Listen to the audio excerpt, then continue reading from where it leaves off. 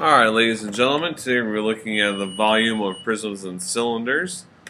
So we talked about surface area of base main for polyhedra, also known collectively as platonic solids. But what I want to talk to you guys about today is looking at the volume.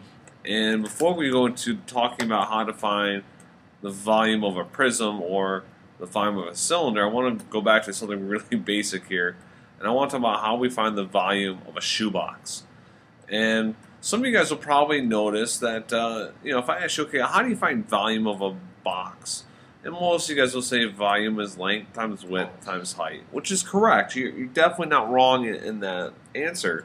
But the next question I have for you is that if we look at this as a prism, we notice that this rectangle down here is our base. And the base you could be defined as the length of the base times the width of the base times the height of the prism. And if we look at it from that perspective, then another way of looking at how length and width apply, length and width collectively are actually the area of the base times the height. And this is the exact concept we're going to use today when we look at the volume of these two types of solids, the volume of a prism versus the volume of a cylinder. It's just the area of the base times the height of the prism.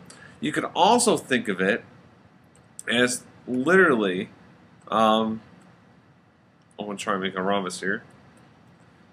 And what I'm going to do with that rhombus is, this will get really weird, but I'm going to do my best here to infinite cloner. I'm just going to keep pulling one on top of the other.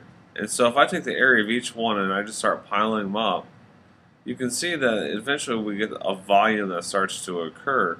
It's like taking a bunch of CDs. And that CD is like, really, really thin. But when you start putting 100 of them, to find the volume, you take the area of one and multiply it by 100.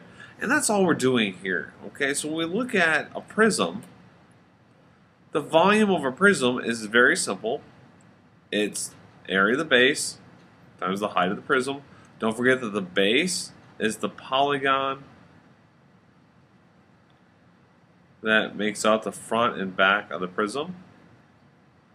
And that could be in any orientation. Okay, so those are your bases. So the area of the base times the height of the prism.